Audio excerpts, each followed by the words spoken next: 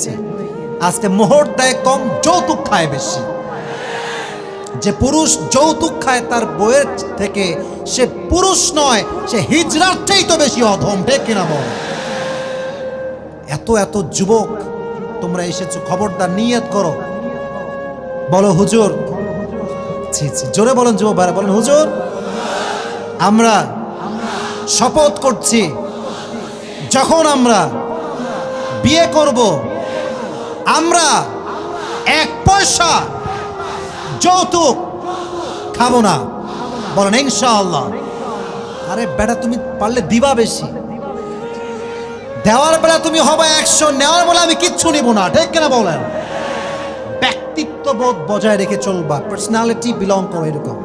হ্যাঁ, একদিন পর ফ্রিজ লাগবে, বাইক লাগবে, ছ্যাঁচড়া কোথাকার, ফালতু কোথাকার, ব্যক্তিত্ববোধ নাই। ঠিক